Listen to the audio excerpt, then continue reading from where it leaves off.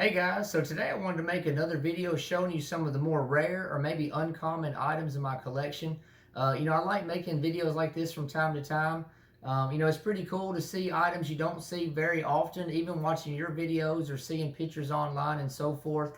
And so I'm going to go ahead and bring you in and I'm going to show you some of the rare things in my collection.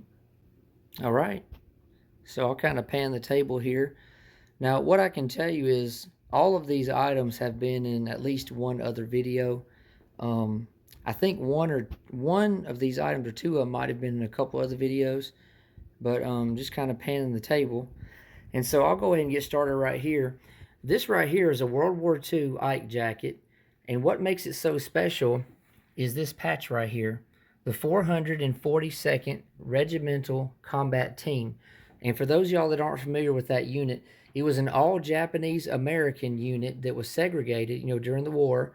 And they're actually the most decorated unit in U.S. military history based off, their length of service and the size of their unit. So if you're not familiar with the 442nd Regimental Combat Team, you definitely need to read into their history. Several medals were awarded, so much bravery and courage and everything. And again, they were segregated, because of their appearance, which is a very sad thing. But it was a lot of brave men, did a lot of heroic acts and stuff like that. And so again, this is the patch right here that would represent their unit. Excuse me. And this is your 5th Army patch as well. Ribbons and a marksman badge. The collar disc, this guy would have been field artillery. It does have, let me show you, there's a laundry number in here that I've tried so many times to make out. It looks like it's a W and then a 1490 or 1470. I wish I could locate, who this belonged to, because that would definitely add to the story for sure. But this is a pretty uncommon uniform. I'm not saying they're extremely rare, but they are pretty uncommon and rare to what some people would say. So I'm thankful to own this.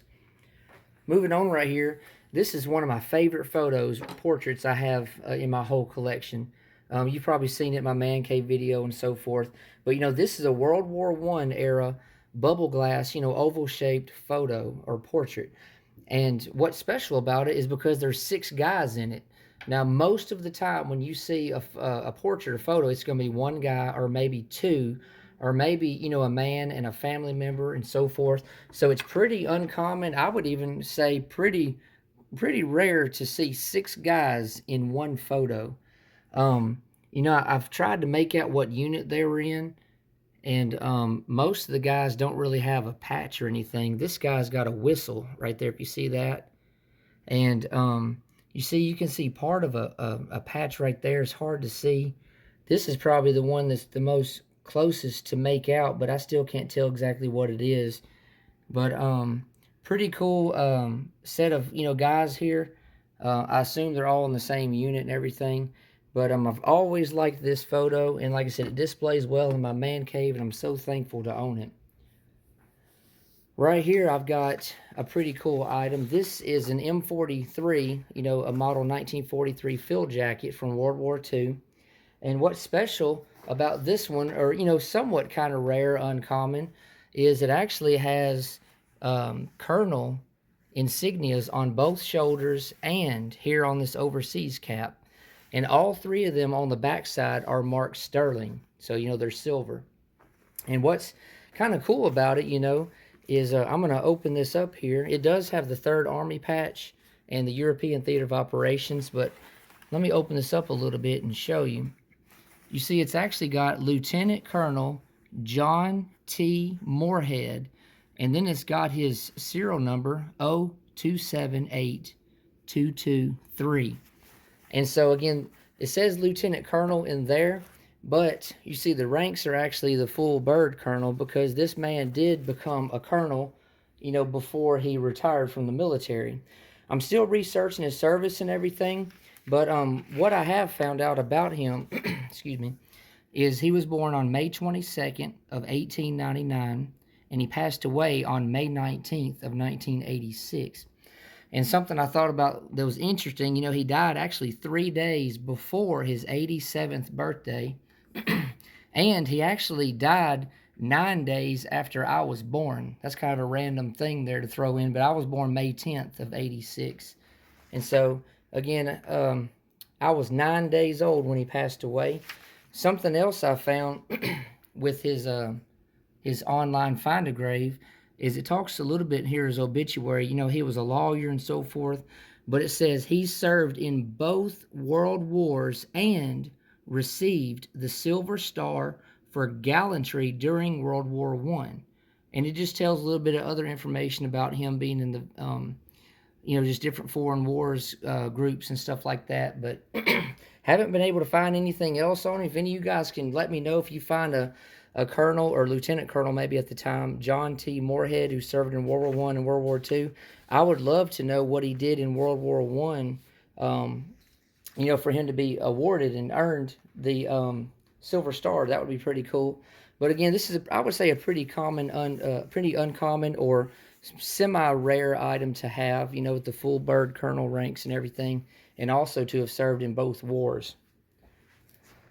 Moving on right here, you guys are going to recognize this. I know this holster's been in a couple videos before, but this is a Japanese nambo holster, and it's rubberized, and it's actually for like tropical conditions, you know, like being around, again, rain, water, amphibious areas and stuff like that.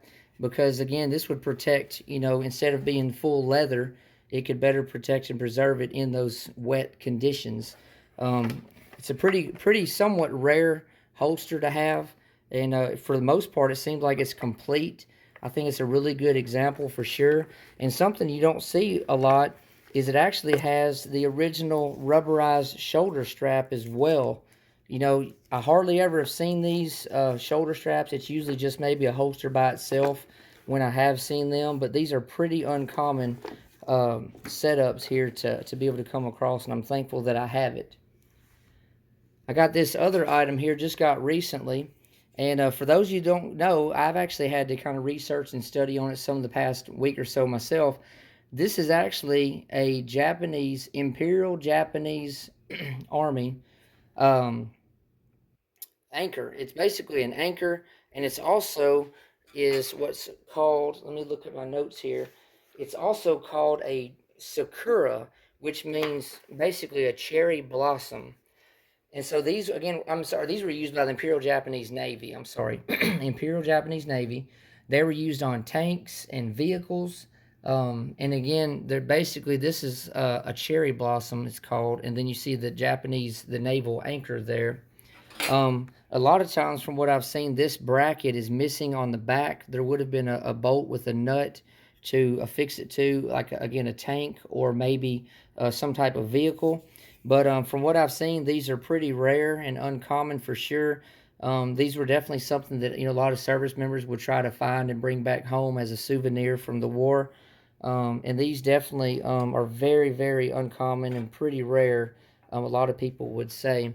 I don't see like any Japanese writing or numbers or anything on there. I've kind of looked it over pretty well, but I don't think that there always would have been. It's just basically it's known by what it looks like. When somebody sees it who knows what it is, then, you know, they know what it is, right? And last thing I wanted to share with you, this is a pretty rare Japanese bayonet, and it's for the Type 22 Murata rifle. These rifles were the first Japanese military rifle to utilize smokeless powder, and they entered military service in 1889, and the rifles were actually retired in 1918. There was two different rifles. There was one, a repeating rifle that held 8 rounds, and then there was a repeating carbine that held 5 rounds. And from what I've seen, around 150,000 were made, and production ended in October of 1899. And so the rifle that this bayonet fits was made from 1889 to 1899, so about 10 years. There's actually 2 versions of this bayonet, and from what I've seen, mine is the second version because the handle was a little bit different on the first pattern or first version. But you see it's got the chrysanthemum right there, but it's actually got an arsenal or maker mark that's been stamped over top of it. If you see that right there. It's got a very short handle, and you see just a little bitty small piece of wood right here. I'm trying to work with the focus. But it's got another marking here as well, if you see that on there. And then it does have, I assume would be a serial number. It's kind of hard to see. It looks like 2140 or 2170, or it might not even be a 2. There's actually another set of numbers right above it. It looks like 120. Again, I don't know if that's a unit number or what. Again, I'm trying to hold still here so it'll zoom in, but anyways, it's getting better. There we go. If you see that, if you can make that out. Again, these are pretty rare bayonets. It does have the original scabbard for it as well. Scabbard didn't see any markings or, like Japanese characters or anything on. But from what I saw, the first pattern or first version of this, about 20,000 were made. And again, this is the second pattern or version, so I'm not sure how many were made. I don't know if it was, 20,000, or it could have been maybe 40 or 50,000, but it's probably a low number. Again, these are highly sought after and pretty rare, so I'm thankful to own it. But you just never know what you're going to come across when you're out there collecting. A lot of stuff have been found in kind of random places. Again, flea markets, antique stores, and so forth. So keep your eyes peeled. You never know what you're going to come across. And I hope you guys like this video. Let me know what you think. I'll be getting back to you soon. Thank you.